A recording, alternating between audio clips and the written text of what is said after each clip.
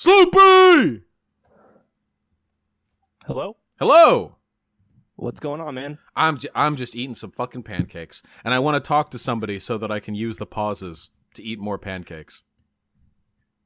Cool. All right. Listen, let's back up a little bit, okay? Because we only had a little bit of time yesterday, and I feel like there's a lot of cool shit we could talk about. Are you okay with that? I agree. Yes.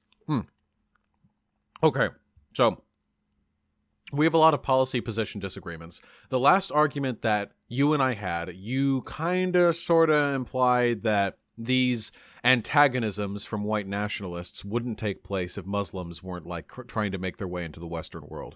Would you agree with my impression of your argument that if Muslims would stop? I specifically was talking about the terrorist attacks that were committed. Well, I reject your assertion that it is the terrorist attacks Muslims have committed that have fueled anti-Muslim fervor. I mean, the manifesto of the Christchurch shooter himself specifically talked about their immigration, not about any terrorist attacks they had committed. I read it on stream. It was pretty long.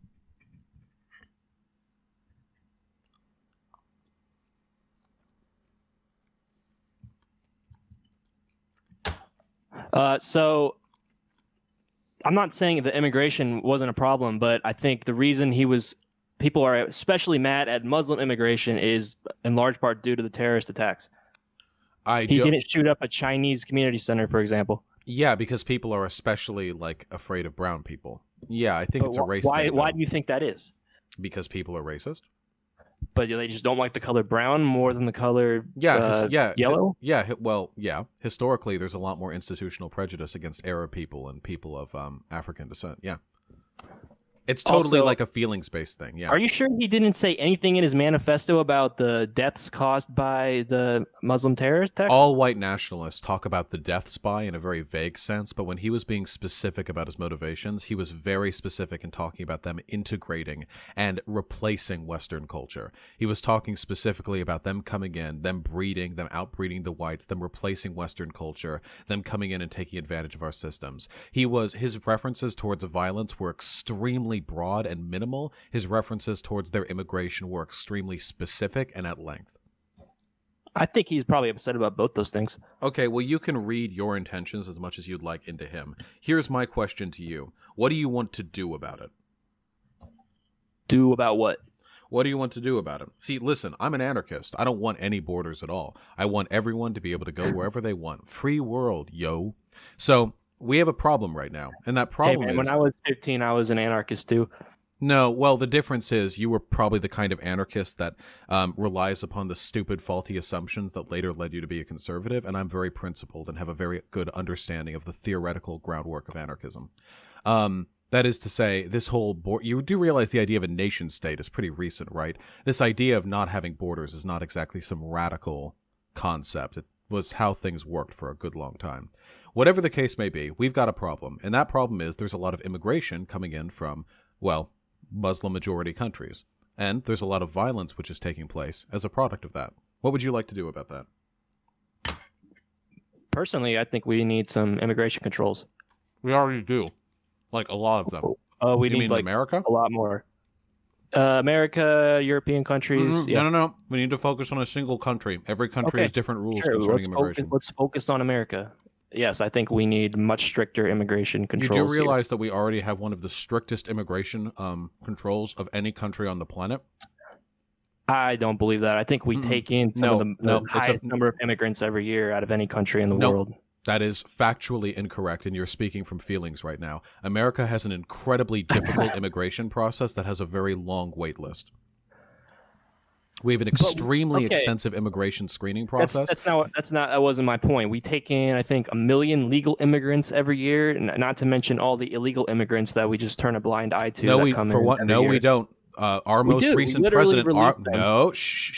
Our most recent president, Obama, was one of the most aggressive deporters of undocumented immigrants in the history of this country. In addition, the amount of undocumented immigrants coming into this country is decreasing and is currently at a low of decades past. So the idea that we have this undocumented immigration problem that nobody is willing to deal with is just a feeling of yours. Let me take a look at the immigration. How is it compared to other countries, though? Is it higher? In regards to undocumented immigration? Yes. Yes, of course, for the most part. So that's my point. No, Just it's because no. going down, That it's wasn't still your way point. Too high. No, Yes, it no, was. shh. That wasn't your point. You said that they were flooding in here and nobody was doing anything about it. The reason why it's bigger here is because we have a contiguous border, a very long one, with a country that we have ruined in a large part due to our economic policy. With our drug war, we fuel the cartels down there, which ruins their cities. So you're admitting that the Mexican immigration is a punishment for us? No. Just that our policies have created the circumstances that make people want to flee Mexico to get rid of the cartels. So you don't think we have a right to decide? Oh, no one said anything about a right. You keep jumping around because you're arguing from feelings. I want to talk policies and facts. So Look, dude, undocumented immigration is undocumented gotcha. immigration is one of the most scrutinized and at its lowest point in decades in America. So the idea that this is some uncontrolled problem no one is dealing with is a factually incorrect statement. You lied to me. It can both be decreasing and also uncontrolled and a huge problem. It is we not. We need to decrease it more. No, it is. Well, sure. Cool. My argument for decreasing it would be to fix the problems in Mexico. Getting rid of the drug war would be a great way towards that. Okay, sure. But in the meantime, we can't just let them all come here. What would you suggest we do about it? So when they come into the country illegally, deport them. Okay. How? They're undocumented. We can't track them. Then maybe I'm not like an expert on border security, but I'm sure there's a lot of people that have different proposals for how we could deal with this, and I think we should listen to them. Mm-hmm. Yeah, I've heard some proposals. Did you know that one of the most commonly accepted proposals concerning undocumented immigrants in America is to simply nationalize them, to give them social security numbers? They're already a net benefit to our economy. We might as well get them paying all of the taxes and let them be full citizens. This would have the dual effect of increasing state revenue and decreasing crime because we would have a better understanding of the movement of citizens within our border. That's just open borders. No, it's not. You're just letting anybody that comes here stay here. Maybe past a certain point, yeah. There are some undocumented immigrants who have been in this country for 20, 25 years. That's as long as I've been in this country. Well, so what? They shouldn't have been here in the first place. Doesn't matter. No. I reject this. They've been in America just as long as I have. If I steal your car and you don't catch me for 20 years, I don't get to keep your car. The difference is stealing a car is an act which harms somebody. Coming into this country provides nothing but a net benefit to the economy. And undocumented immigrants destabilizes the country. No, it doesn't. In what way? It does. In what way? Do you feel that way, or is there some factual way in which America is harmed through undocumented immigration?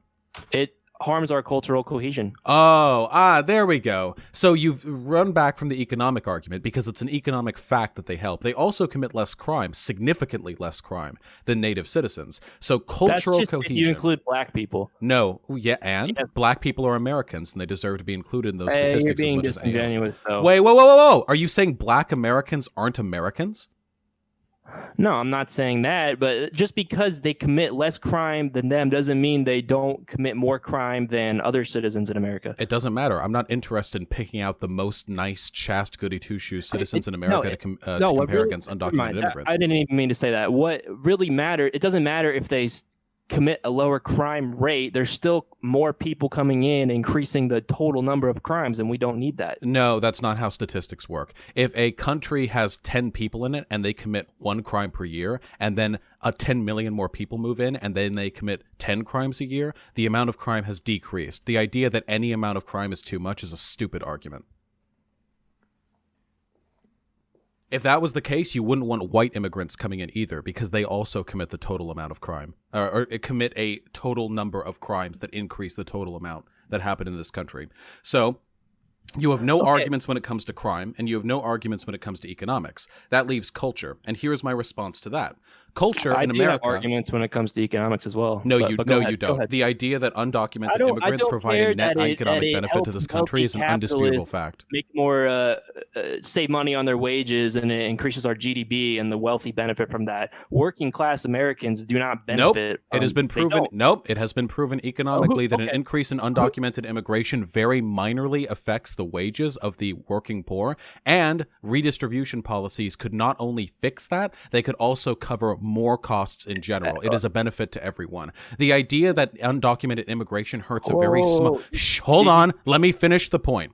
The idea that undocumented immigration hurts a very small subset of the population but benefits everyone else, and that it should be prevented, or like everyone should be deported just because a small number of people get hurt, is fucking ridiculous. Why not engage in redistributive policy that helps everyone in this country and helps people who shore up the losses the most, rather than trying to spend the billions or even trillions of dollars necessary to deport?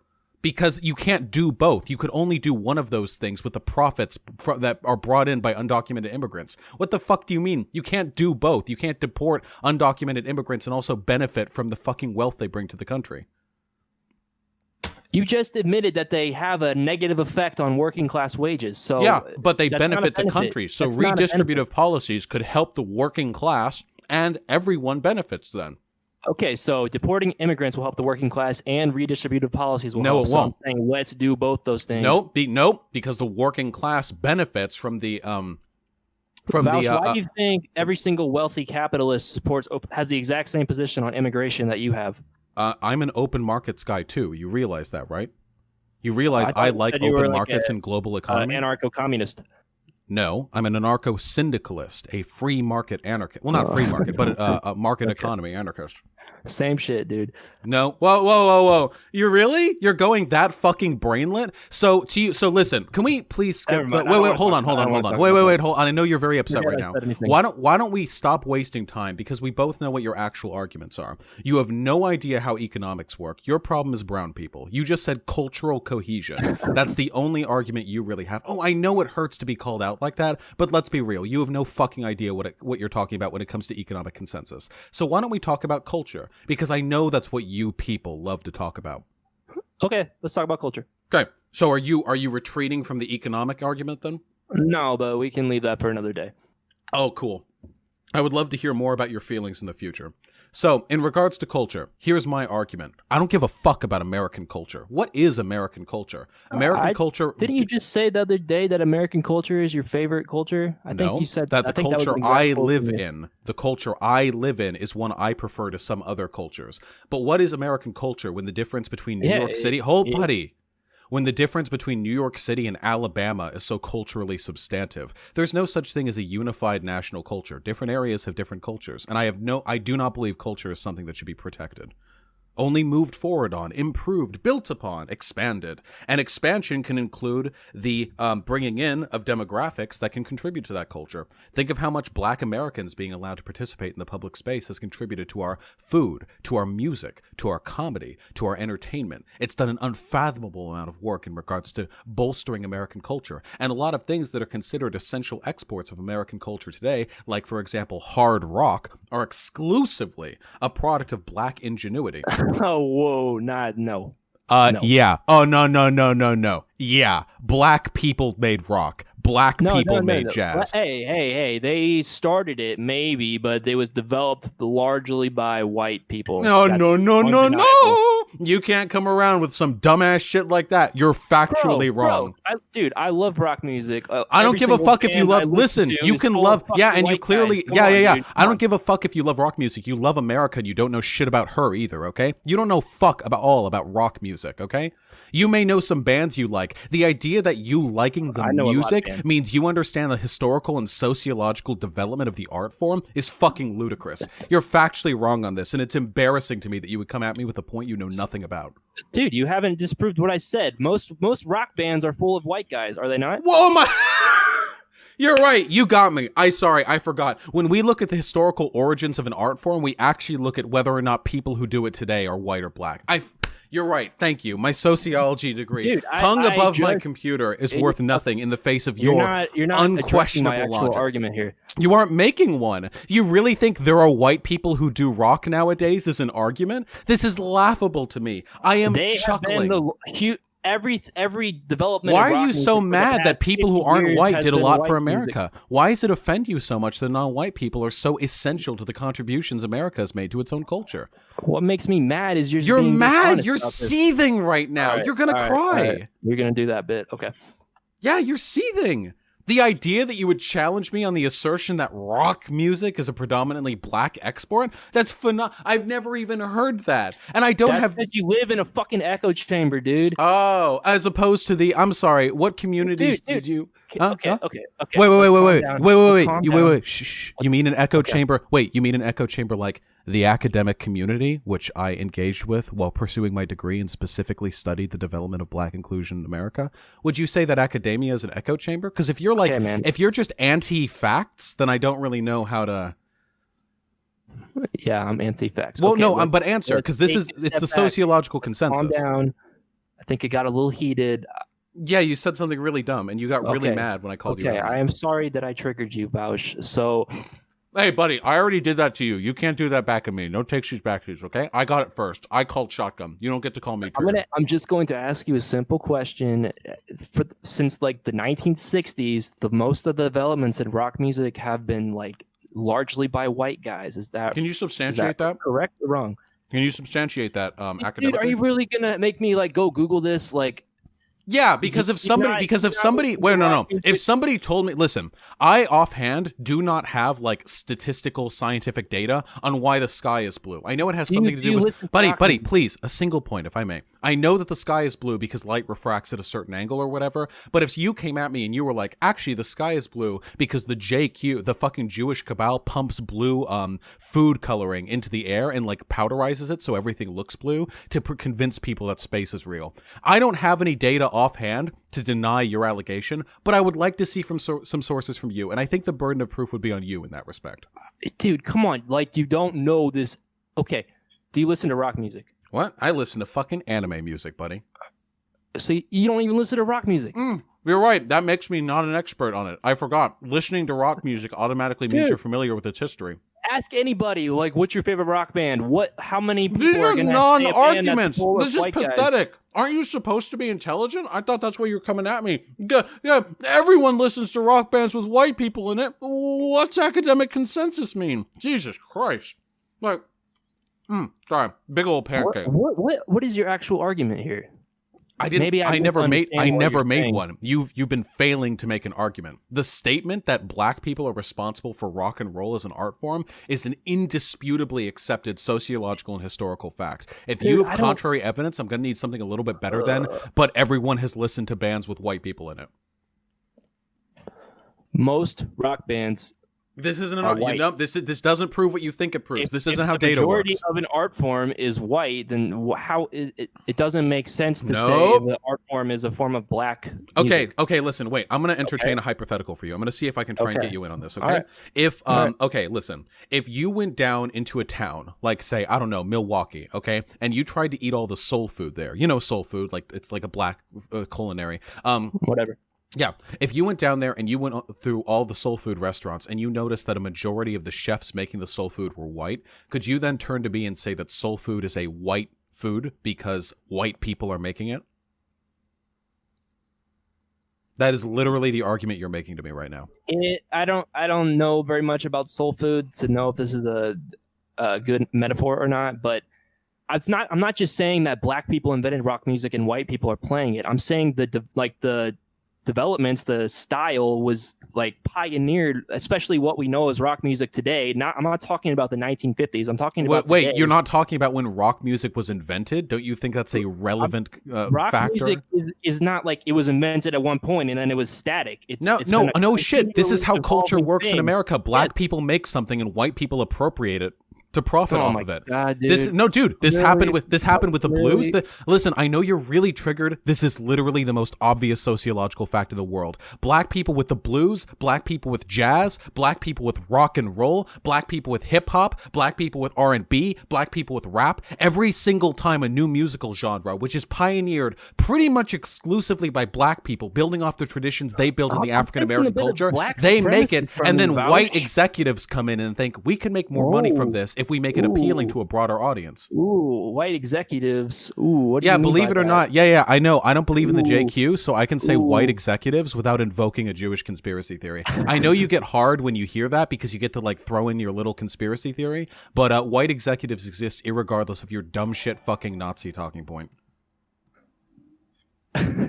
Yeah, like you wait. Did you think you got me there? You realize we talk about white business owners without it all being like part of the man, JQ. Relax. Hey, relax, man.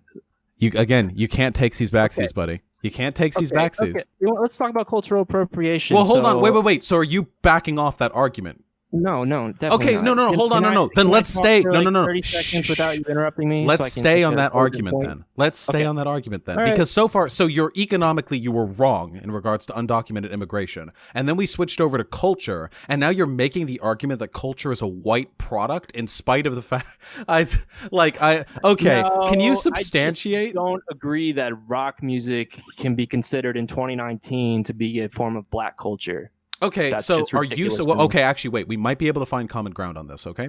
So are you saying then that if a mode of music or like an art form is developed and worked upon early on by a particular community, but then is later expanded upon by a new community, that means it no longer belongs to its original that it's sort of like now a part of the... I'm not denying that black people had an influence on rock music. I never did that. I feel like you think I'm doing that, but that's not what I'm doing. Well, I just think you're stupid, so that can take many forms. Okay, so you're just gonna call each other names now, or are we gonna actually? Hey, only if it's a good zinger. We don't need to do it when it's not funny. I'm saying rock music is not. You were trying to give examples of black culture in America, and I just don't think rock music is a good example of that. It's not the 1950s anymore. That's all I'm saying. Wait, it has been taken over by white people. That is a fact. Okay. So and are you saying wait? That's not fair. I don't care. I don't care about that. I know you're mad. I know. Shh. Wait. So follow through on my truism.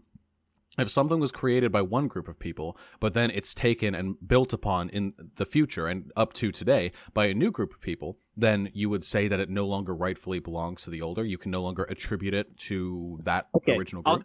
I'll tell you what. If there's a band I'm trying to today, give you a very simple truism, and you're not answering it. This is if very there's a simple. band today that is playing rock music in the style of the 1950s, this is not how anyone does musical history. That belongs to black people, sure. But if you're talking about like the hard rock bands of the 70s, the 80s, the 90s, you can't answer my question. Why are you running from my fucking question? What's your question? I've asked it twice now. Are you not paying attention? Listen to me. Listen, okay? Are you following? Go ahead. If something is created by one group of people, but then in the future, today, it is now mostly practiced by a new group of people, would you say then that it is no longer rightfully the product of the original group, it is instead something of the new group? Sure. Okay. So I would make that argument then that with increasing levels of non-white immigration into America, that this country is, and in fact always was increasingly, not a white country, and that we have no demographic or historical legitimacy to claim that this country should be maintained white. I think if you're not a white person, you would say that. If you are a white person, I'm a white person. Disagree. Well, wait. You think no. That's not how it works. I can't plug a truism in and then you say, "Oh, well, that's true if you're one race and not if you're the other." We all have the same brains, my dude. We all respond to questions in the same way. Not everyone is as self-interested in preserving the legitimacy of their own race as you. I, for example, am quite white, and I do not give a fuck about white people. I don't give a fuck about race. Because you do this whole thing as like a internet personality. You do the whole leftist thing. I promise you, before I became an internet personality 4 months ago, I still didn't care about whiteness. I really don't give a fuck about race. I just want us all to fuck so we can turn out brown, so no one can give a fuck about this anymore. Okay, you don't like white people. I get that. No, I don't like race. I don't have a problem with white people. I'm a white people. My parents are a white people.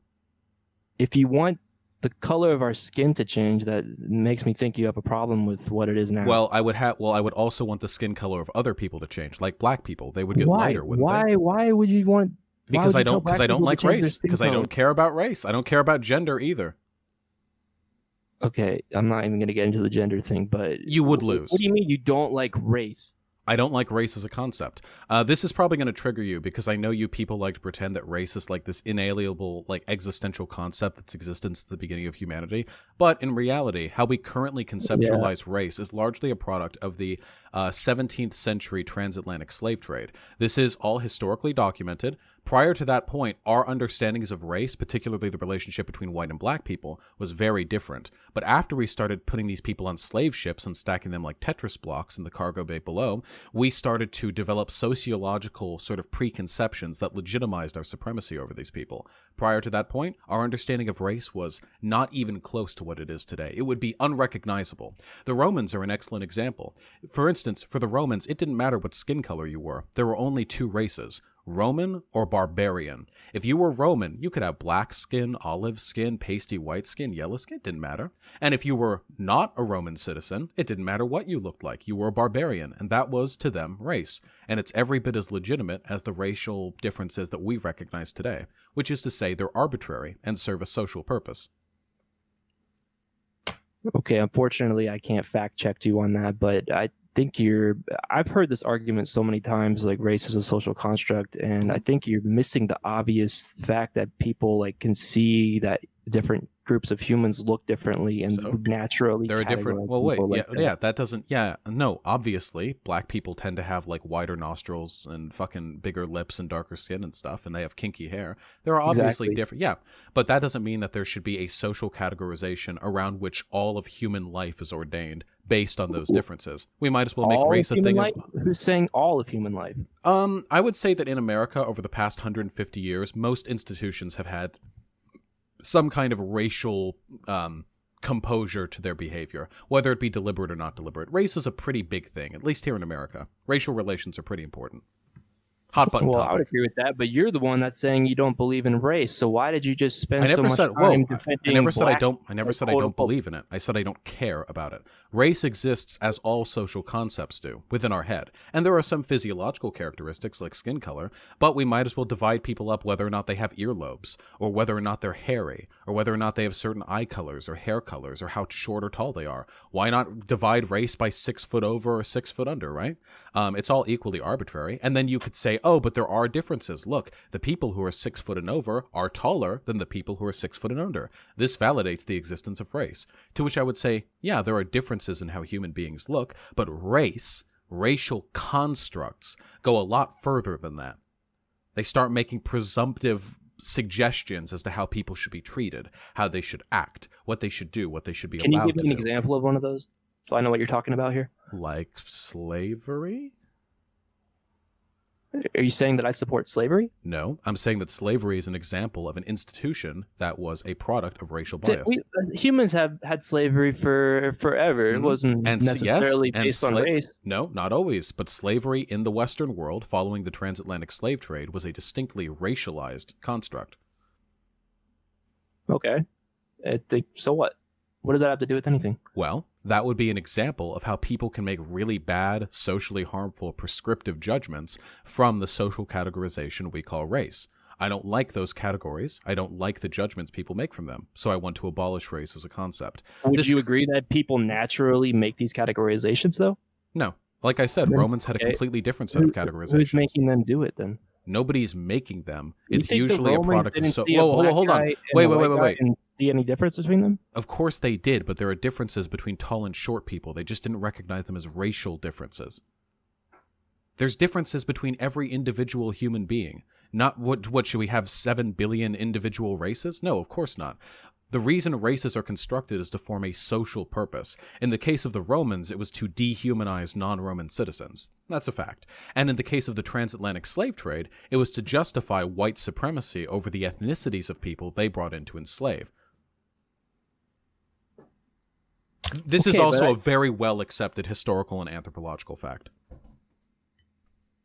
That doesn't change the fact that even if it is a social construct, it's based on a reality underneath that different groups of people are different genetically.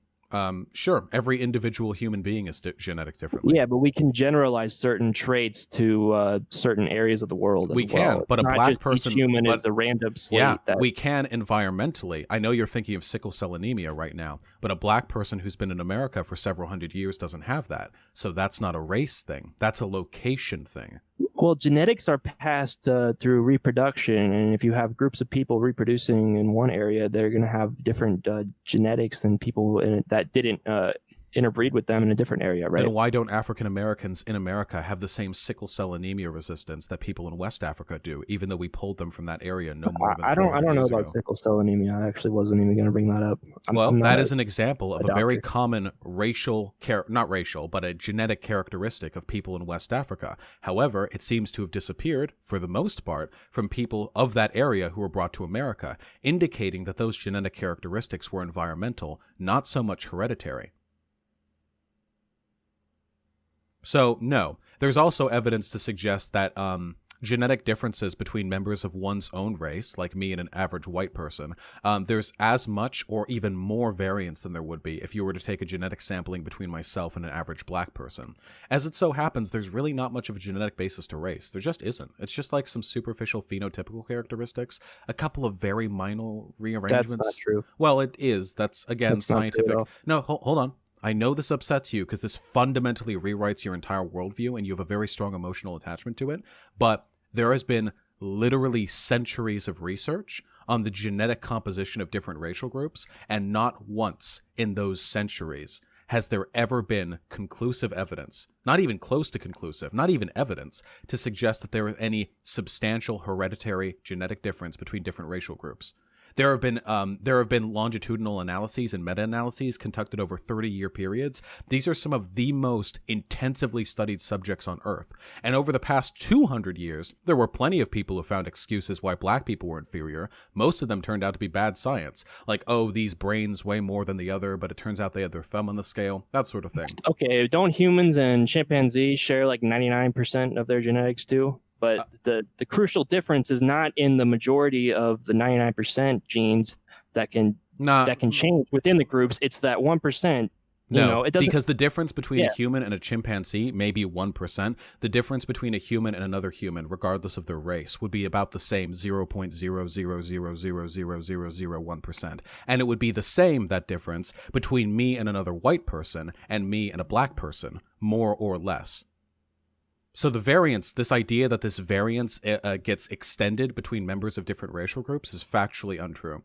I'm really sorry. I know this idea of like hereditary differences, and you wouldn't call them inferiority because like racists like to pretend like. Okay, let's skip this. Let's skip the race science. Let's skip the facts.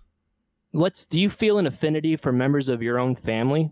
Yeah, sure. Yeah, I love them compared to people that aren't in your family. You mean like if they maybe like a second cousin to or whatever? Your brother or your sister compared to some guy that you're not related to?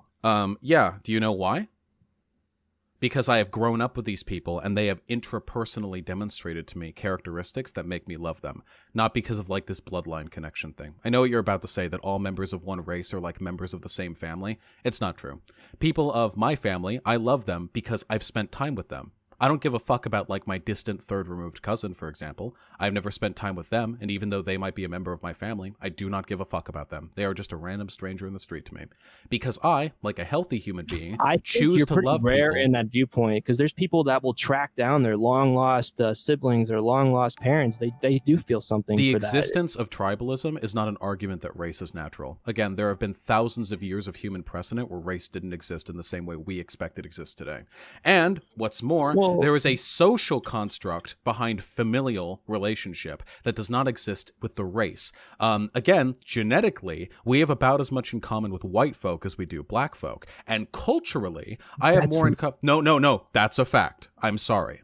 And culturally, I have more in common with a black person who lives in my city than I do with a white person who lives in Alabama. Not just like, that's not even close, by the way. A black person in my city is going to be like a leagues closer to me culturally than a white person in Alabama. So culturally, genetically, and socially, there is no reason for racial segregation. If you just like really don't like brown people, I guess that'd be okay. Like that's consistent, I suppose. But this argument that they're like family, I don't buy it. What, like every white person on the street's your family? So if you see a white homeless dude, you're like, oh, fuck, it's like my mom's on the street. And then you like take them in for a hotel room or something? Well, isn't that you guys admit this when you talk about white privilege all the time, how white people prefer other white people and it's unfair to minorities, right? I don't know what that has to do with the example I just gave, but yeah, that's one element. Prove that so you can acknowledge that people feel more of an affinity for other people that look more similar to them. Yes, right? because of racism. Yeah. Okay. You think the existence of a bias doesn't mean the bias is just. Proving to me that people have a racial bias doesn't indicate that there's like a genetic or intrinsic divine characteristic behind this bias, because again, historically and genetically, there isn't. The construct we're talking about is pretty recent, and a Roman citizen who was white would have seen a black Roman citizen the exact same way, at least in a generalized sense, as they would have seen another white Roman citizen. So obviously, tribalism has less to do with race itself and more to do with whatever boundaries society carves in front. So you think tribalism is natural, but racism is not? No, tribalism is natural. Racism is a specific form of tribalism which is related to race, and race is a social construct. So, no. Racism is in a society in which race exists, racism is going to exist as well, almost as a natural follow-through to that concept. But race does not need to exist, and has not existed in the same way for a very long time. Okay, how are you going to go about getting rid of race? Oh, it'd be a super long process. But we've been making progress over the past century. Today, less people care about race as like this super weird, like genetic thing than they did 100 years ago. So with time, it seems like people will care about race less and less. More people will immigrate into countries that have ethnically homogenous populations. We'll have to engage with one another on a more intrapersonal level. Hopefully redlining will stop so black people can explode out into the countryside rather than being concentrated in the ghettos. If people want to be ethnically homogenous, why do you have a problem with that, even if you don't agree with them? Why do you have to stop them from that? No, I'm not stopping anyone. What I want is for people to be able to move freely wherever they want. So if a bunch of white people really, really, really want to just live around white people, they can go like buy out a county or something, and they can go live there together. However, if somebody, say a black person, wants to move there, other people, well, hold on. But if a black or a brown person wants to move there, they have every civic right to do so. And if those people get mad, they just have to recognize that society is not their playground. They do not get to say, nope, the sandbox is only for me. So you don't believe in freedom of association? Sure I do. For everyone. Okay. Well, freedom of association doesn't mean you get to force your own association on other people. No, that's not how it works. You're engaging in very selective freedom of association here. You're saying white people should be able to, or people of whatever race, I assume you would make the argument for black people too, but for the example, that white people should be able to form little enclaves where they don't let anyone else in, but them not letting anyone else in is prohibitive towards the freedom that I would assign to all people.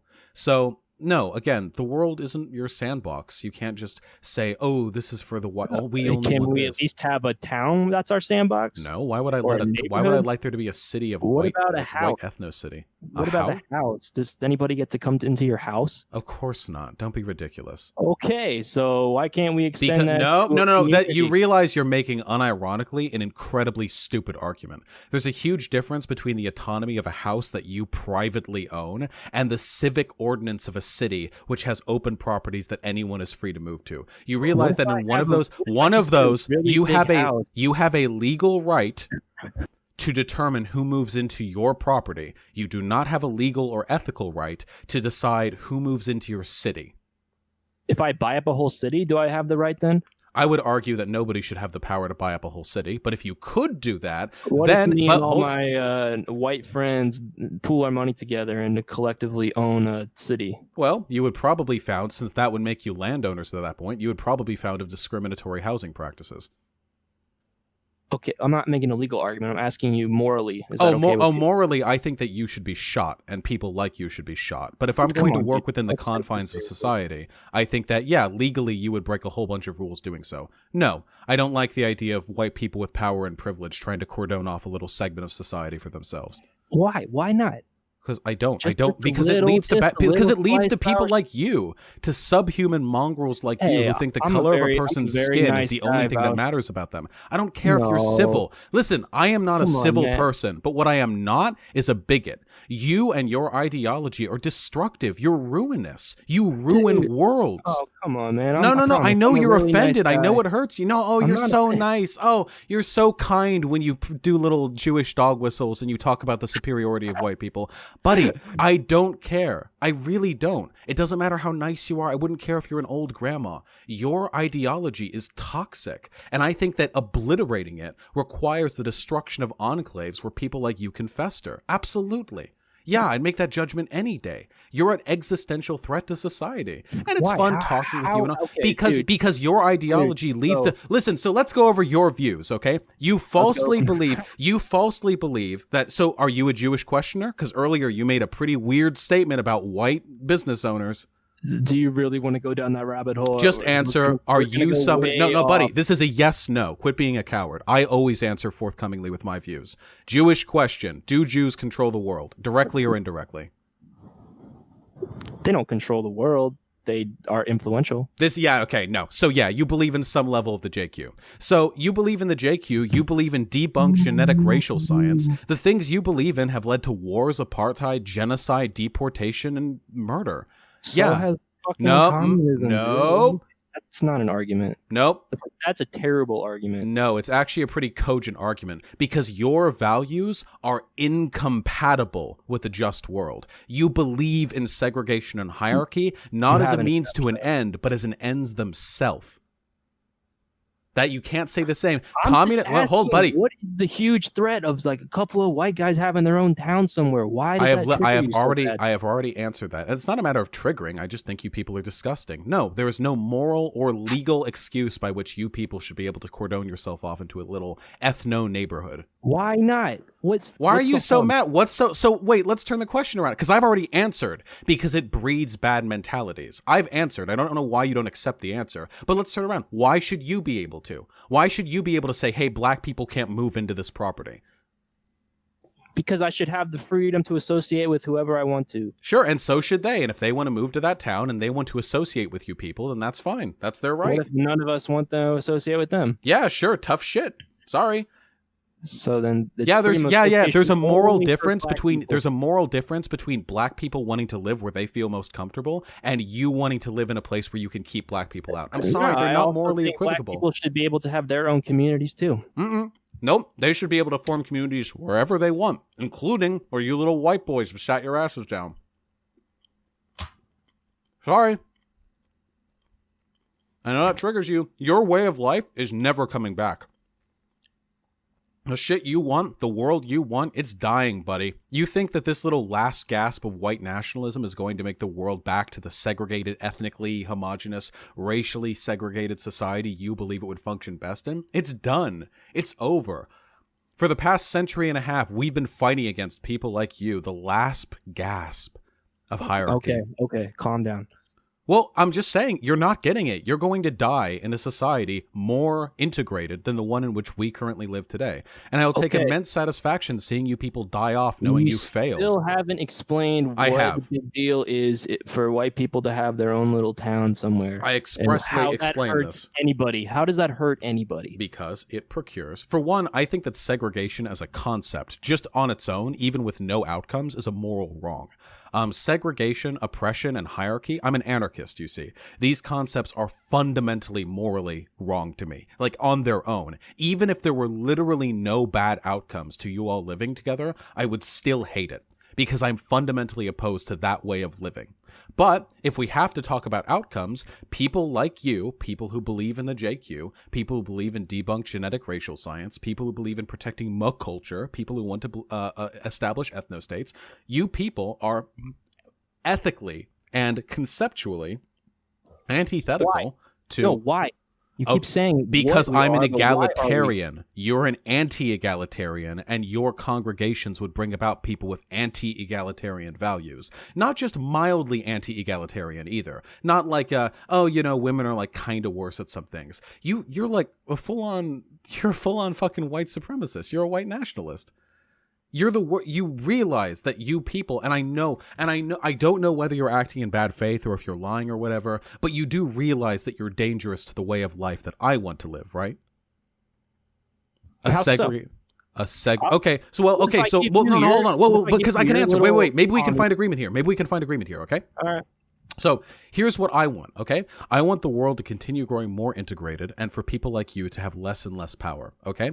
I want for society to grow less insular, for the world to grow I more don't have global, much power, buddy. for borders. Well, no, people like you. We just got off a James Alsop video with 3 million views. Clearly, there's some degree of social weight behind your Yeah, you're values. triggered that he's more popular than you. No, Doesn't mean he has I'm more power triggered that than you. that whole video is him getting triggered, dude. I don't think you can use that word unironically. But no, it's not surprising to me that a Nazi would be more popular than me. YouTube has quite a large right-wing following.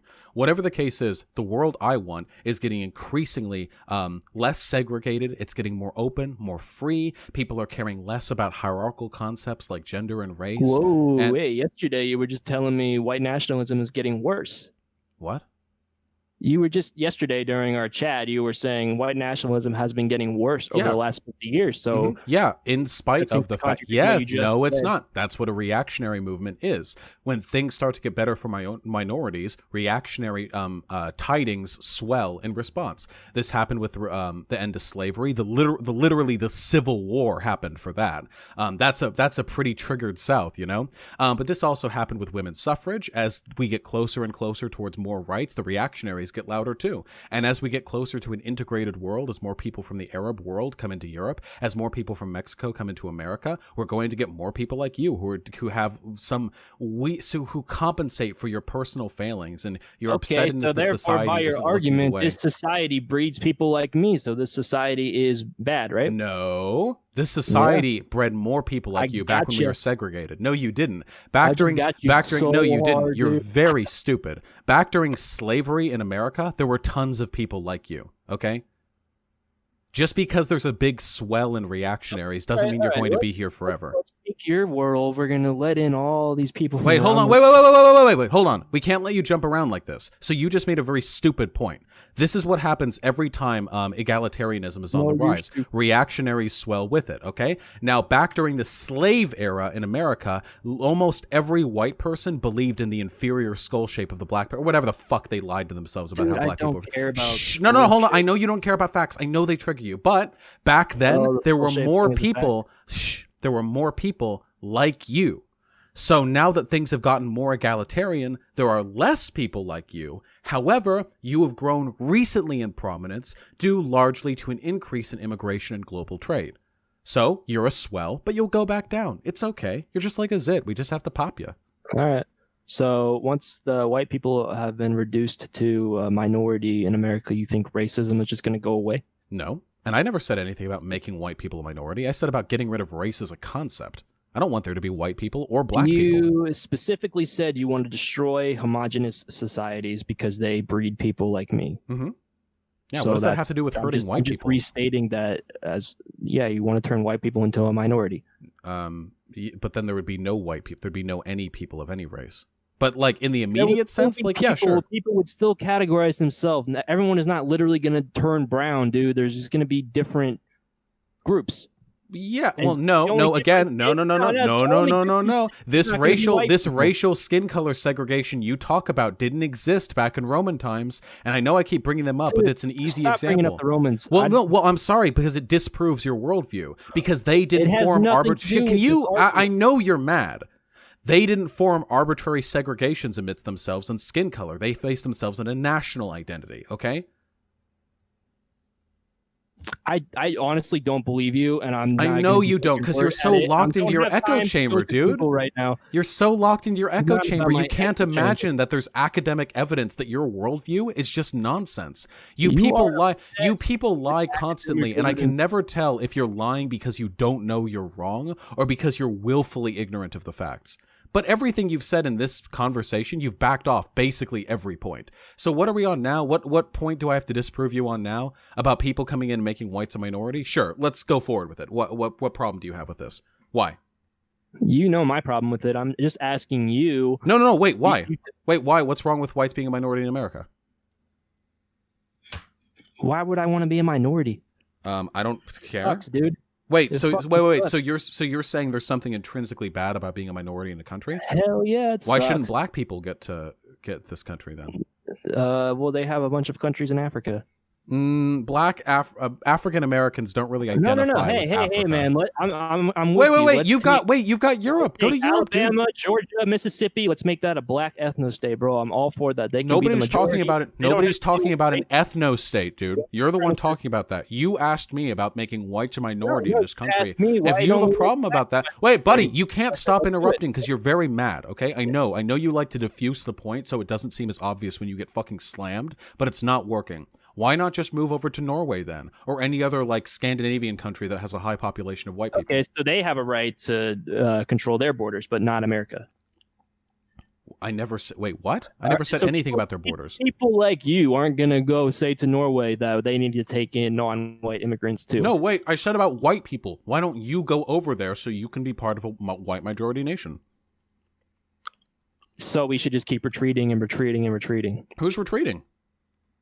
You just told me I should retreat back to I never Europe. said retreat. I said go to a place that has a higher percentage of white people. Oh my god, dude! And no, you keep using these loaded terms because you're very emotionally invested in something that I look at very mathematically. Hey, it's just man. demographics to me. I don't really care. Yeah, you have no emotions whatsoever. Listen. Wait, I have support emotions. Norway? I'm just not emotionally invested in race. Do you think white people have a right to stay the majority in Norway? If not, your proposition makes no sense whatsoever. No, it's not that it doesn't make sense. It's that I'm pointing out that your point is stupid. But no, I don't think that anyone has a right to remain a majority anywhere. Dude. I don't think anyone has a right to remain a majority anywhere. I don't think people should be able to control the demographic future of their country. That's just retarded, and you're only saying that to try to No. Trust me. I really, really believe it. I don't care. Now, I do think, by the way, that there are some cultural things you should be able to fight for. Like, for example, I like some attitudes America has towards freedom of speech. If people come into this country who have different cultural attitudes towards that, I would argue with them about it, and I would that sounds try like to. a dog whistle, bro. No, it's not. I don't ever dog whistle. Ooh. What dog whistle? What race of people are more likely to care about freedom of speech, Vaush? It's not a race, it's a culture thing. You don't care about freedom of speech. Yeah, race and culture have nothing to do with each other Yeah, whatsoever. they don't, actually. You're an idiot. Really? That's why we talked about, remember when I said a black person in my town has more with me culturally than a white person in Alabama? Remember we just talked about that? Chugga choo choo your brain down on 5 minutes before this conversation, okay? I'm sure you can remember when I made that exact point. I'm not talking about the individual level. We're talking about the group level. Yeah, and African Americans and whoa. whoa. And African Americans, black people here in America, have more in common with me culturally than white Scandinavians. It's not a race thing, my dude. It's where you're born. And while where you're born tends to have a racial component, most black people are born in Africa, obviously.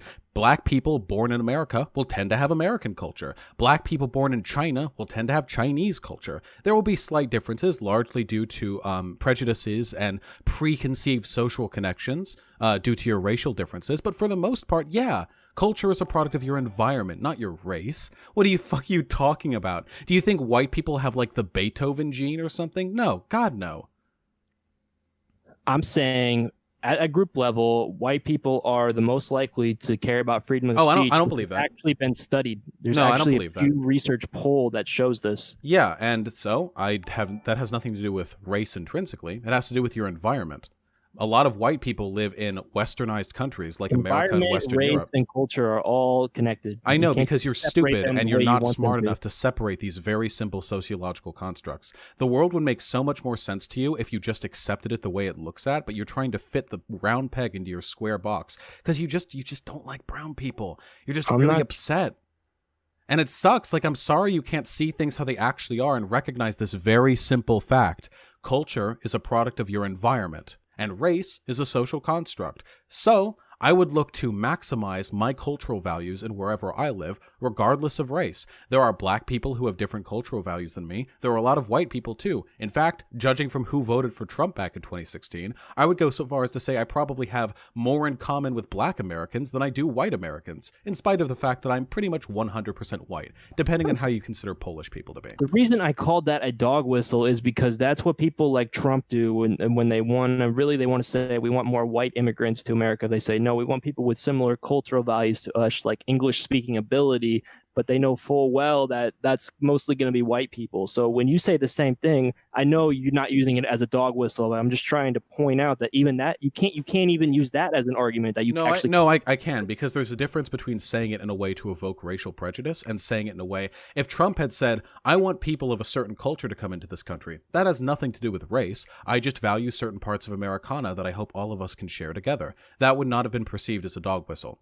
But he was dog whistling, so he didn't say that. I would say that if I were speaking publicly. I would say, I like things like the Second Amendment. I like things like freedom of speech and protected classes. I like rock and roll and hamburgers and eating way too much fucking food. And I want people who come into this country to share those values with me, regardless of their skin color or ethnicity or language. And if they come in and they don't share those values, I'll talk with them. That's fine. We're all people, and immigration brings its own challenges, but we're adults, and we have to recognize that there are no easy choices to make anymore.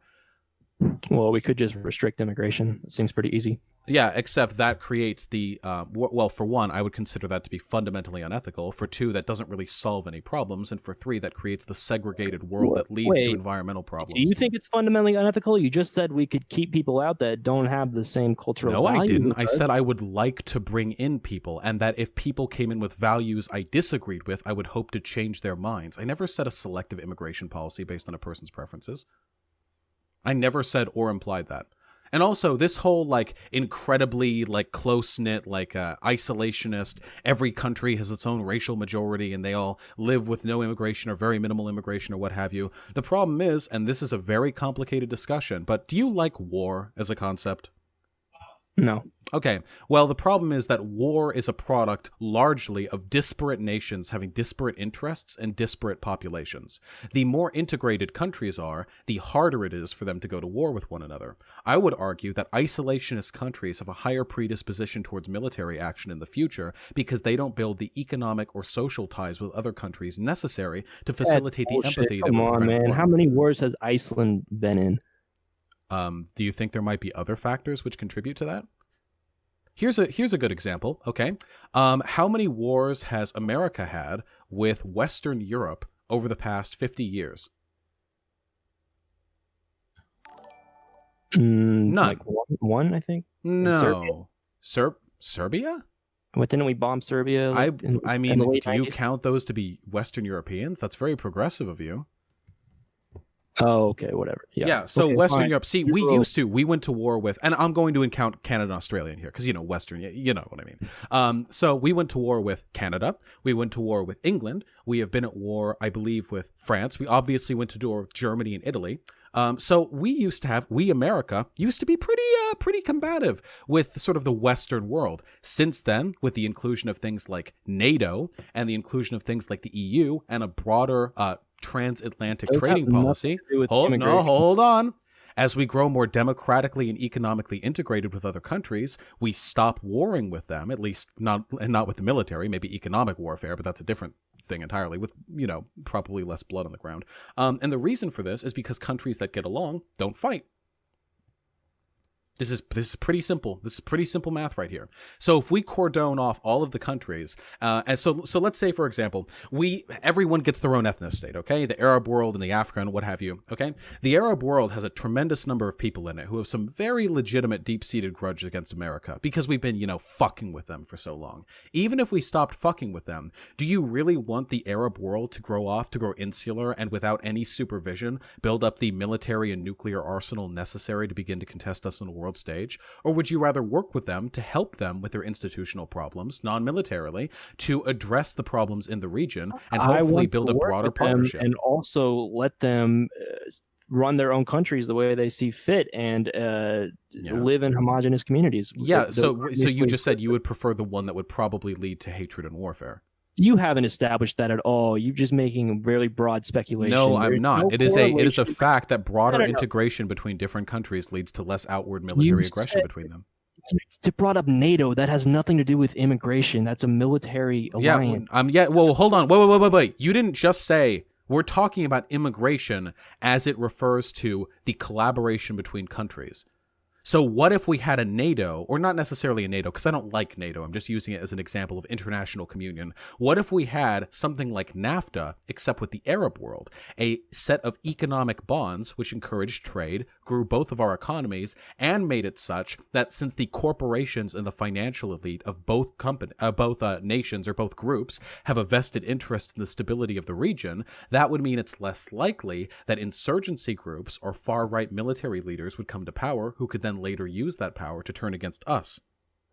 I think that would be great, but we don't need to do that with mass immigration going both ways.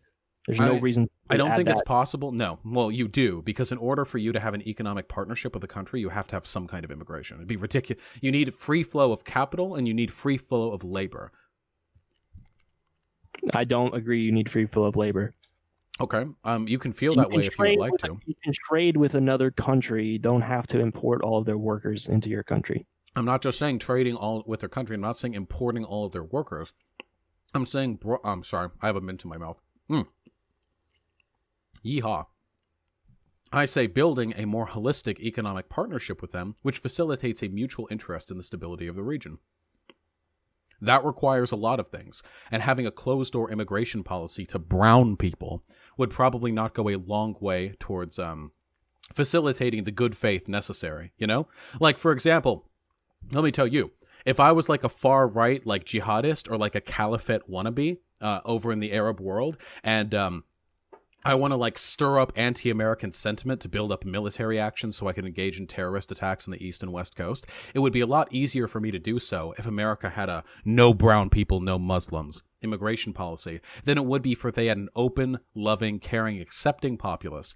I can list for you 1 billion downsides to your way of life, and all you have in regards to my way of life, your problem is that whites being a minority sucks. Like, that's all you've given me. That's the only reason you've given me. You want to reorient the world and reshape the world in a way that's demonstrably worse in a bunch of ways, and you want to do it because you just don't like being around brown people. What a feels argument. The reason the Arab world hates us isn't because of our immigration policy. It's because we've literally fucking bombed them in our support of Israel. Actually, a huge amount of discontent, especially in Europe right now, that's been drummed up concerning the refugees and migrants that have come into the subcontinent. A lot of that discontent has been fueled by anti-Muslim fervor, which has then been taken advantage of by far-right jihadis.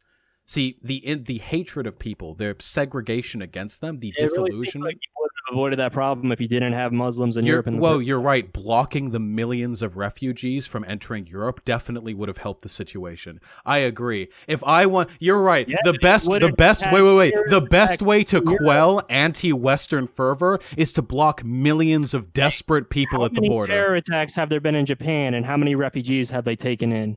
Your argument sucks. You realize Japan actually had a fair number of internal terrorist attacks due to far-right extremists, and there were a fuck ton of problems. Whoa, hold on, because you have to understand. You've brought up the Japan argument, which was a bad move on your part. You realize that Japan was dying, right? Its economy is not keeping pace with the rest of the world. Its birth rate is plummeting. Its suicide rate is skyrocketing, and a huge number of internal economic and sociological advisors are hold on. Whoa. You're so mad, but you brought up the Japan argument, which was a bad move. You realize a huge number of economic and sociological advisors. You gotta let me finish. Question that I asked you. I know you're mad, but we gotta let me finish the point, okay? Because Japan has faced massive criticism internally for its decision to be extremely xenophobic with its immigration policy. There are negative outcomes to acting that way. You realize the country is dying, and all of the internal advisors are trying to fix this by bringing in more people, right? How many terror attacks have happened in Japan due to Muslims, and how many refugees did they take in? That is what you were arguing about Europe. No, it wasn't. No, I'm talking about the negative outcomes of having an insular Bloody, I know you're mad right now because your points are falling underneath. Your house of cards is falling apart. But yes, due to Japan's ethno, I'm gonna have to mute you if you can't let me finish a point. I know you're mad right now. Listen, shh. Japan's ethnocentric immigration policy has led to a bevel of negative consequences for the country. And what's more, their advisors are recommending they open up more to the world. You have said that, oh, well, they didn't let in any Muslims, so if there have been no Muslim terrorists, yeah, and we could get rid of all of your most violent crime if we cut off everyone's hands at birth. This isn't how rational people make arguments. You look holistically at the benefits and downsides, but you're not interested in looking at the benefits, and you're making up most of the downsides. All you care about, and I wish you would be honest with me, is you just want white people to get to live around not brown people. That's it. No, hold on, I'm not done. That is your foundational, that is your foundational argument. And everything else, all the arguments you've lost, all the points you've fucked up on, all of these are desperate attempts for you to post hoc justify your deeply emotional, childlike attachment to this Nirvana 1950s-esque white utopia. You're so fixated on emotions and feelings. Because you're emotional as fuck. All of your arguments have been emotional. You realize that, right? All your arguments have been that you're really upset because white people don't get their ethno-state, so you make up a bunch of stuff to justify it. It's my moral premise that isn't... your moral premise... Yeah. So your unjustified axiomatic position is that white people should get to be around white people, and then you justify it with a bunch of feelings. Because none of your arguments, all of them have been baseless. You're just making shit up. You're desperate. You're flailing, but you can't do it because you lost. You're just gonna start insulting me now. You deserve nothing better. But also, if you would come with like prepared arguments or like decent, cogent arguments. I'm a busy guy. I don't have. So you agree your arguments have been shit. You've just been busy. Well, tough luck for you. This is my job. So unfortunate that you came up against somebody a little bit better prepared. You know, there is an out for this. You could renounce the fucking weird white supremacist shit and just come around to the way of thinking that most rational human beings have. Why do I need an out? Because you're embarrassing yourself live in front of a lot of people, and you're upset right now because you have nothing but emotions to back up your feelings. I just came here to have a casual discussion. I'm where you fucked up on every conceivable level. How embarrassing for you. Like, I don't know what I'm supposed to do other than express frustration with this. Like, I appreciate you coming on. You know, you've contended that's difficult for a lot of people to do. And I'm not being patronizing. Speaking publicly, especially if you're unprepared, I was very nervous the first time I did it, and I had 20 people watching. I get that. But what bothers me, and you don't seem to be able to recognize this, but, like, your ideology leads pretty much to fascism and fascist takeovers of governments. This like idealistic assertion of the supremacy of one group of people over another, and those fascist governments do really monstrous things. So I consider arguing with you to be a bit of public service on my part. Okay, that's such a dumb argument. How many bad things have communist governments done? You don't say all. The difference is, do you want to know the difference? The real difference that I'm sincere, that I'm being sincere when I say this, okay? What is it? The negative consequences of fascist governments are intrinsic to the ideology of fascism. Whereas, hold on. Yeah, like apartheid. Hold on. Apartheid, genocide, deportation, military expansion. This has been something basically every fascist government ever has engaged in, or at least attempted to before being stopped or collapsing under its own internal faults, okay? However, and I know that 100 million people, which has been largely, in fact, it's been entirely disproven. It's just a talking point that came about by Nazis. But in regards to communist governments, many of whom did really terrible things, I don't deny that in the slightest, those negative consequences were not intrinsic to the ideology of communism.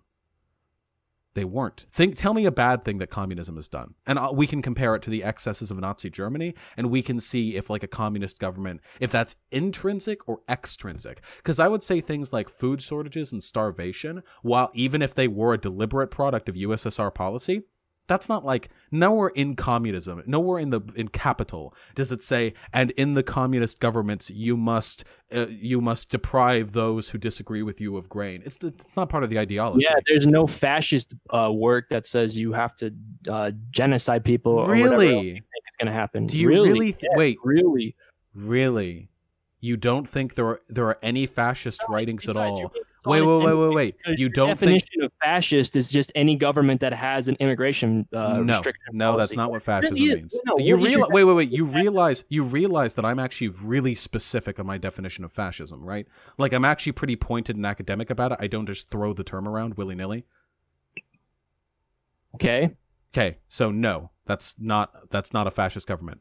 Japan isn't fascist because of its incredibly strict immigration policy. I would argue there are fascistic elements to Japan because of their racial. Stop this whole stupid discussion about fascism, and let's just talk about countries with strict immigration policies. What inherently is wrong with those? Wait. So wait. So have we backed off the comparing communism to fascism thing?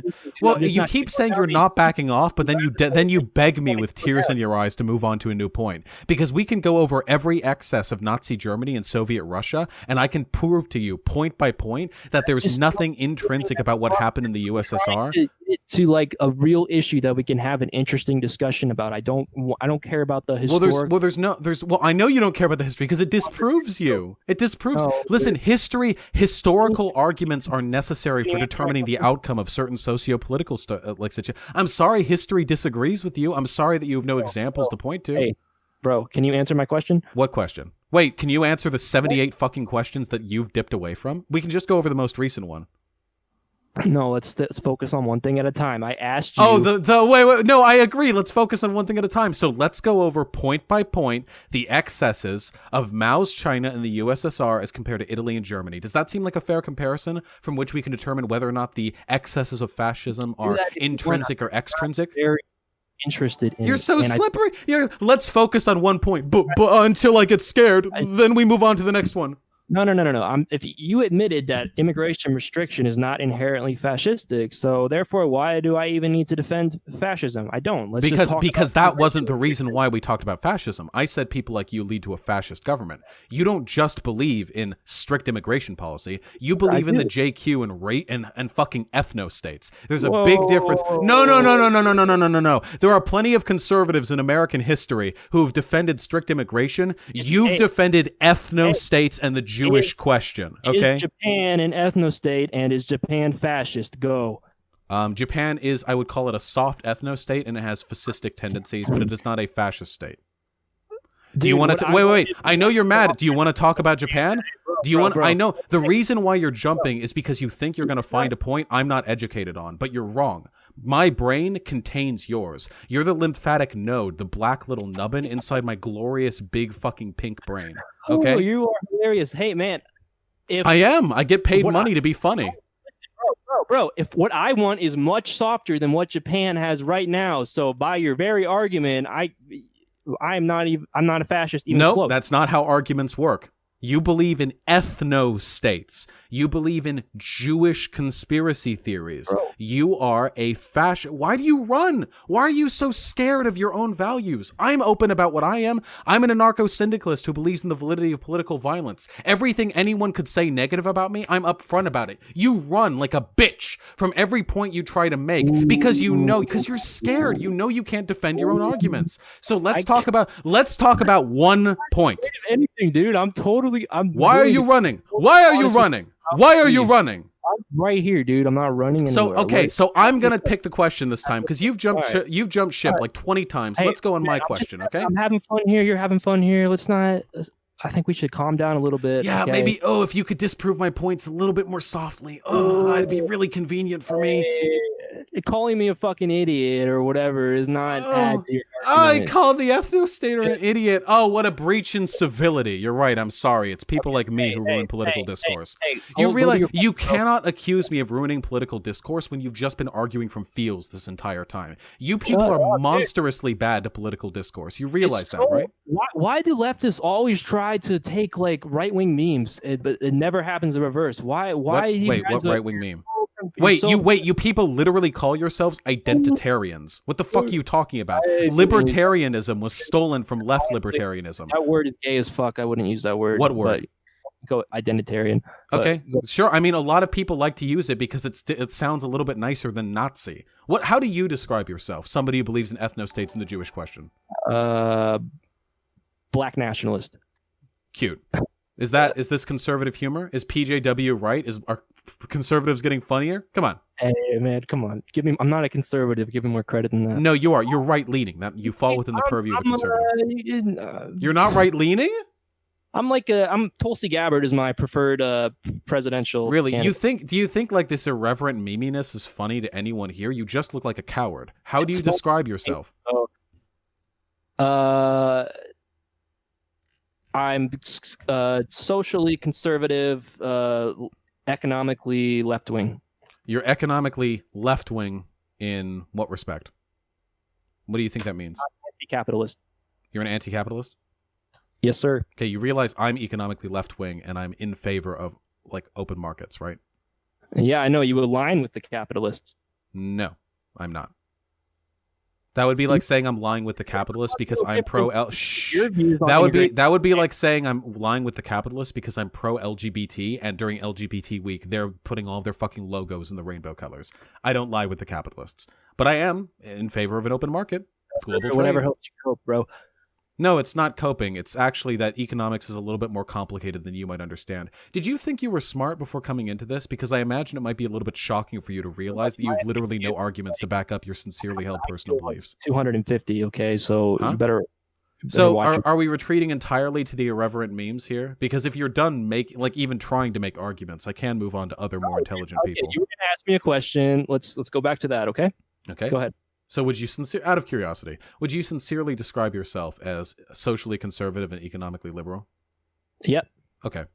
So in regards to economically liberal, do you mean like killing all of the landlords and like appropriating the capital so that it can be democratically run?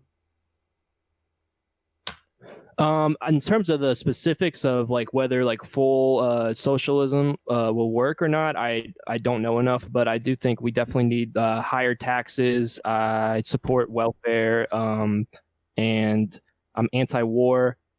And yeah, I think billionaires should have their wealth taken from them. Nobody should be that rich. Okay. All right, what the fuck are we on again? Oh, wait, to those of you in chat who are confused, Nazis actually typically renounce capitalism. Generally, when the antagonisms of capitalism reach a point where the working class is growing discontented, you have two solutions. It's, socialism or barbarism. You recognize that the mechanisms of capitalism are hurting people and you work to democratically, address it, or you, blame brown people and you go full fucking crazy. That's pretty much the two routes that you can take. So when you argue with Nazis, remember that most of them are not going to be capitalists. Okay, sorry, just informing chat. Okay, what question were we on? What were we doing? You asked me in what sense I was economically left-wing, and I answered. Right, okay, yeah, and returns to fascism. Okay, so, because I'd like to talk about that, because that's why I care about you. I wouldn't care about you as much if I felt there were no consequences to your values. But your values of sort of state control of industry, would you say you support that? I don't have any specific opinions about that, but I think it would be a good thing in some industries for sure. Yeah. Okay. All right. Well, that is a fascist position. The collaboration of state and corporate power is one of the defining characteristics of fascism. Not all of them, mind you. But if we want to extrapolate it a little bit, so you believe in the validity and the necessity of ethnostates, of people with different ethnic backgrounds, or, well, let's be real, race. Hey, whoa. You said Japan is not an ethnostate. I said it's a soft ethnostate. Is less than Japan. Wait, hold on. So hold on. You're mad. You got mad so quickly. Japan is a soft ethnostate. There are fascistic elements of it that have been criticized for 60 or 70 years. Japan is getting criticism. I critique Japan literally all the time. I've been there. It would be a shit place to live. So, you're not, getting me with that one. But in regards to what you believe, you're in on the ethnostate. Please. First world country. You're in on the ethnostate memes, and you believe, at least to some extent, in the Jewish question. So I would say that a political body which believes in superiority of one race over another, which believes in the necessity for people of different ethnic groups to assert their dominance within an area and claim territory for their own, for the mother or fatherland, and the belief that there is a global conspiracy trying to deny them from doing this, I would say that this line of thinking, and by I say, I mean I know, leads to fascistic thinking. And fascists tend to promote genocide, apartheid, and warfare.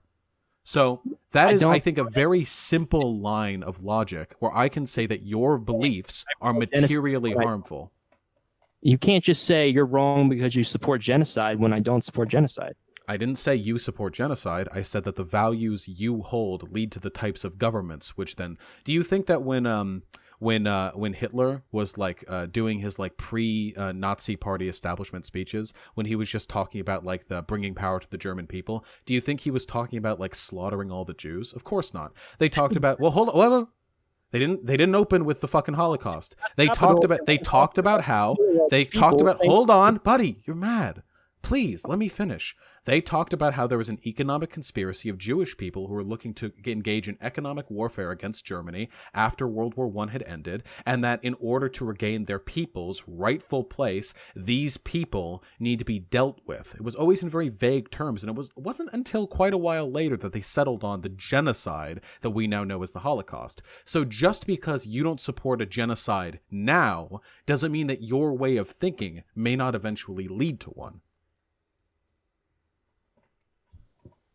I just don't think that's an argument. You have to address my actual beliefs. You can't just say, "Oh, probably you're going to change your beliefs in the future to believe this." I didn't say you're going to change it. Nope. I know. You straw man me. I never said you're going to change your beliefs. That your beliefs lead to, well, a variety of socio-political I consequences. really think you can say that about communism too. Because Do you want to go back to that subject? Because I guarantee you I know more about it than you do. But what? We can go to that subject if you want, but you do not know more about it than I do, and you will lose. You cannot possibly think you can outmatch me in an understanding of, like, communist regimes and their excesses. Okay, let's go back to, so let's say it was, I believed in a strong immigration policy only, but I didn't have any thoughts about Jews. Would that change anything? Yeah, I would say that if you stop with the Jews and with the ethno-state shit, then you would probably not be a fascist anymore. You would probably just be like a hardline conservative, the same kind that we had all over the place. Okay, let's go there. So what does it even mean to believe in this quote-unquote Jewish conspiracy? I'm curious. Oh, no. Wait, so we're jumping points again? Do you really want to... I asked you whether you believed in something that I would...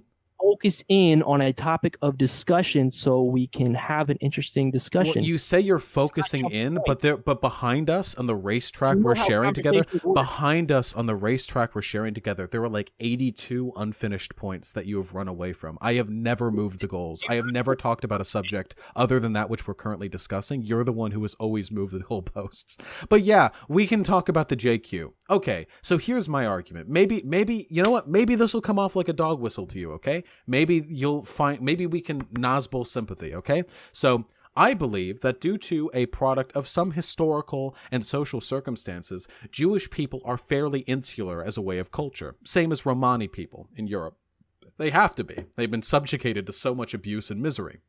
Now, over the past 100 or so years, I mean, we obviously had the Holocaust, but besides that, there has been something of a reduction, not a tremendous amount, but something of a reduction in the extent of global brutality Jews are subjected to. And I think that has led to them establishing some manner of prominence in a variety of industries, which may be disproportionate to the to their actual demographic representation. That is to say, they've done well for themselves. However, and I think that's pretty much a fact. However, there are a lot of people who believe that Jews have, like, a genetic predisposition to destroy their host nation, or they're so insular they only care about themselves and they'll destroy anything, or that they have waged a war on the Goyim and they're doing it by bringing in brown people. Taking 4chan memes a little too seriously. No, hold on. Wait. I'm not going to let you get away with it. I've talked to people who believe that. That's not a meme. That's the Jewish question with different people who believe at different levels of it. You're not going to get away with saying that's a joke. This is pretty well established. Just because you've seen it on 4chan being discussed jokingly doesn't mean there aren't other people who believe it. If you believe that it's just a joke, you've been duped. There are people who believe that. A lot of people, in fact. Okay, so what if I just believe that Israel has a lot of influence? Does that make me a JQer? No. I literally got banned off Twitch for criticizing Israel. Exactly. So the problem, no, not exactly. Because the difference is, I can criticize Israel while making it very clear that I have no problems with Jewish people. And when Nazis criticize Israel, they usually do so in a way which highlights the extent to which Jewish people have exerted control over the American electorate. For them, it's about proving a conspiracy. For me, it's just about getting rid of a genocidal ethno-state. I hate Israel, I really do. But it's not because it's Jewish. I wouldn't give the fuck if it's culture, or if it's Christian, or if it's Muslim, or if it's an agnostic, non-religious ethno-state. I wouldn't care. I hate Israel. It has nothing to do with Jews for me.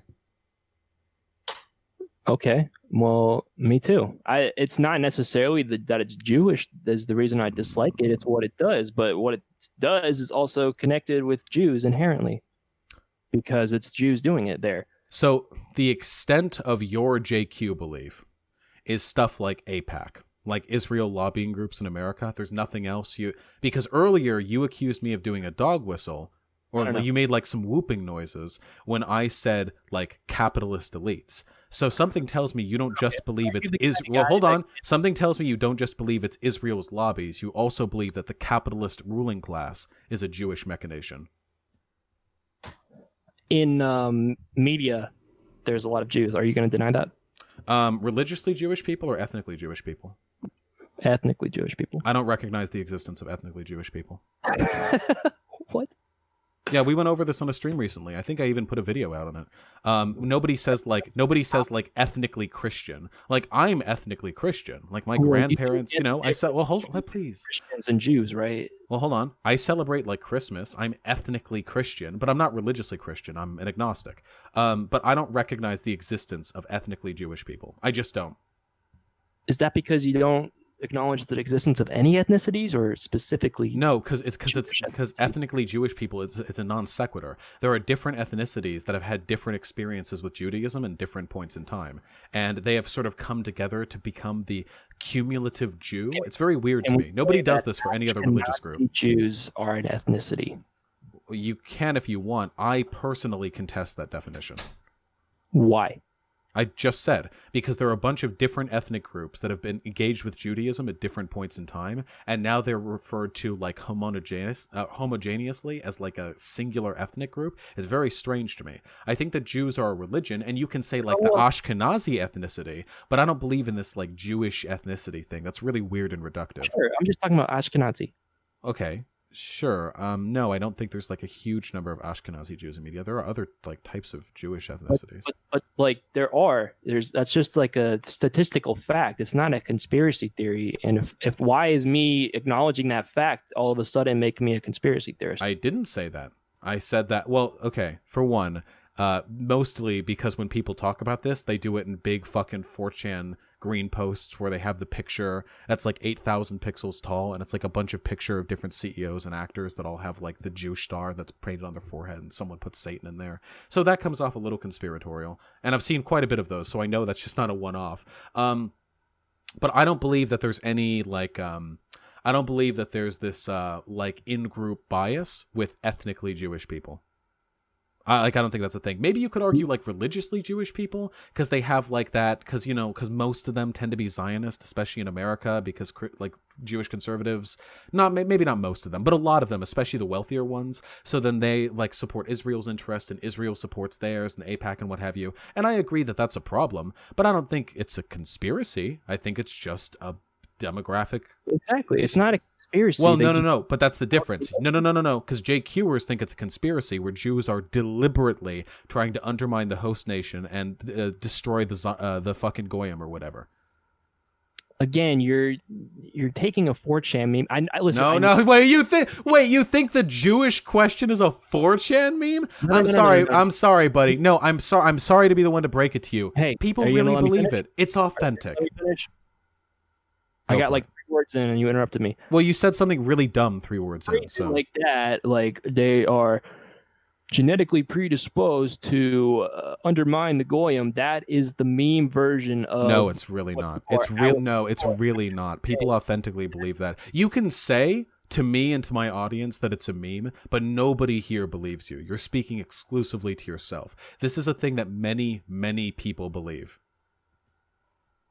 When you phrase it in that rhetoric, that is the meme. But there are people that genuinely believe that Jewish people are having a negative influence on the country. But when you boil it down to that cartoon that I know you're talking about, I'm not referring to a single cartoon. I don't know what cartoon you're referring to, because I've seen literally dozens of cartoons about this, political cartoons. I've seen tons and tons and tons of posts. I've seen YouTube videos. I've seen arguments and debates on unlisted YouTube videos that they had to take down because it made them look too Nazi for the public. I promise you, I am being so sincere. Please accept me when I proselytize and say it's not a fucking meme. You can say that you don't believe in that part. I don't know why you're trying to play defense for like people that you say would be crazy if they were taking those beliefs seriously. Because I think you're making kind of a straw man when you like restate it in those terms. No, I said many people believe this. I didn't say you believed that. Okay. If you believe that so here are two beliefs I can accept, okay? Jews have a disproportionate amount of media influence in America, just relative to their and this is only if you count, by the way, ethnic Jews. If you count religiously Jewish people, it's a different story. I don't really buy the ethnic Jewish line. I don't think Judaism should really be counted as an ethnicity. But if you want to go that route, you could make the argument that A, Jews have a disproportionate amount of media and political influence in America, and B, that probably is a failure of democracy because it's best that people, represent, especially with Israel and Israel's like sort of engagement with America. You could make an argument that that's probably bad for the country. If those were the only two arguments that a person made, fine. I still think they come off dog whistly because usually they're lying about what they really believe.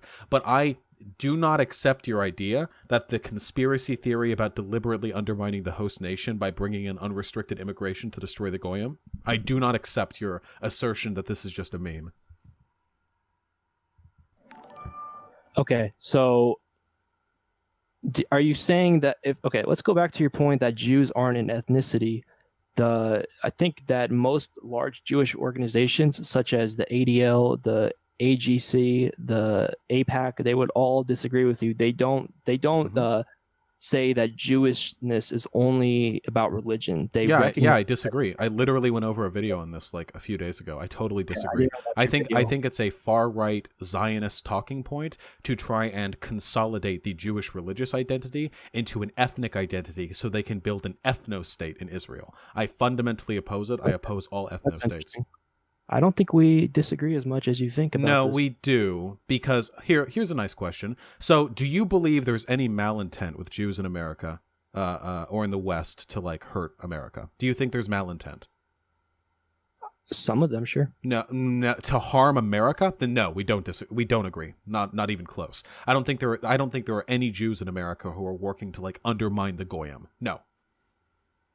You're getting caught up on... Goyim literally just means non-Jewish person. I don't know why you're triggered by me using this. That's the term that they would use. Using the word Goyim. I think you're getting caught up on an extreme version of what my argument actually is, and you think that I think there are Jews like in a room somewhere like planning like how to undermine America, which is not I don't think that. I think that you think that you're being slick right now. What I think you think is that the disproportionate demographic control of America by people of a Jewish ethnicity is being done to promote in-group interests and is being done at the expense of the white people here and the white identity. I don't know if you're going to come out that full and say it, but I do sincerely believe that's what you believe. Is that what you believe? We can be honest here, can't we?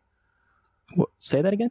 That Jews want to bring in non-white immigrants. That there is a disproportionate amount of Jewish influence in America, and those Jews are using an in-group bias to harm or undermine the cause of white people in America. Jews tend to support more open borders immigration policies. So do you think they're doing that to destroy or undermine white people in America? So do you think they're doing that to destroy or undermine white people in America? I don't think it matters whether... Holy shit, you can't... Every time I pin a Nazi... You can't just say it. Why? You talk for like 3 seconds and then you interrupt me. It's a yes-no question. No, it's not. I'm not going to fall into your little trap. It's not. I'm asking you a yes-no. The yes... And it's not a leading question. All you would have to do is say no, and then you walk away. I'm not asking you, have you stopped beating your wife? It's not leading. It was yes or no. Answer me. Do you believe that the disproportionate Jewish control in America they're using in-group bias to deliberately invoke open borders policy and harm or displace or destroy whiteness? I think there are Jewish groups that are deliberately pushing for open borders policies and that it has a negative effect. Why? Why are they doing it? Because I do believe that Jews are more likely to support immigration policies because they feel safer in countries that are more diverse. So you think that there is a group of Jewish people in here who are in America who are wielding disproportionate media influence to push for open borders policies so that they can bring in more brown people so they can feel safer? I think there are some Jewish groups doing that. Yes. And I think I can probably find like news articles in Jewish publications that basically state that exactly. Okay, that's not the same as like proving the conspiratorial point. So you don't believe there's a conspiracy? It was a conspiracy. That's I'm asking you if you think it's a conspiracy. Conspiracy theory like 9/11 or something like that. This is just like. Listen, don't appropriate. I'm a 9/11 truther, okay? I'm the 9/11 truther. I need you to answer, all right? So you don't think there's any malintent. There's no conspiracy. There's no collective intent to harm America. It's not about destroying the Goyim or white people. It's not about deliberately bringing in brown people to destroy like the Goyim or any shit like that. It has nothing to do with that. It is just a disproportionately powerful group of people who want, for their own reasons, which are completely non-malicious, open borders. For the most part, I don't think most of them are being actively malicious. What about the ones who are? Say what? What about the ones who are? Who's being actively malicious? Well, I think, like you said, Jewish people and European people have a long history of animosity towards one another. So do you think Jewish people might be taking it out against white people? I think that might be a factor sometimes, yeah. Oh, cool! So it only took 15 minutes of arguing before you would admit the thing we all knew you believed at the fucking beginning. Yeah, so there are Jewish groups in America wielding disproportionate influence to engage in an open borders war of revenge to destroy the European folk they're mad at. That's the conspiracy! Why did you waste our time? It's not a conspiracy, though. They're open about this. Yeah, it's not. Please find me a publication where the Jewish elite say, we are mad at Europeans because of the Holocaust and we are going to destroy whiteness by invoking open borders in America. Can you please find me where they've been open about this? Do you know who Noel Ignatiev? I don't know. Is me Googling this person going to prove you're fucking Ignatiev? Let me see. An author. Let's see. Author, historian, best known for his work on race and social class and his call to abolish whiteness. What's wrong with this?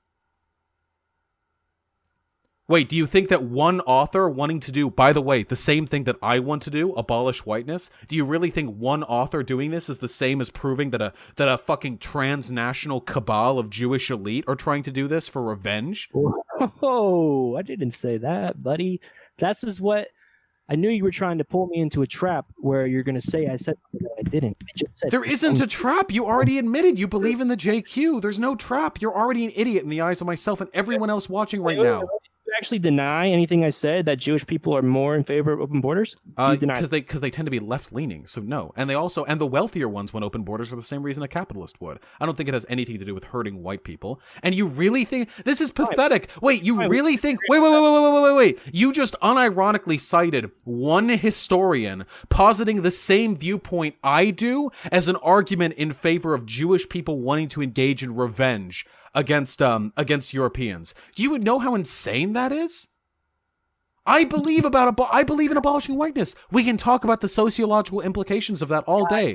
You're trying to sound edgy, but I'm not. Whoa! I'm not. I wrote a paper on it. This isn't edgy. This isn't 4chan humor. People talk about this in school. This isn't about abolishing white people. No one has to get hurt, buddy. It's about abolishing whiteness. I got in like 5 minutes, so let's. What? I have to leave in like 5 minutes. Okay. Okay. All right, what do you want? Do you want to talk about abolishing whiteness? No, there's no way we have enough time. I want to. So you don't deny that Jews are pro open borders generally? Right? No.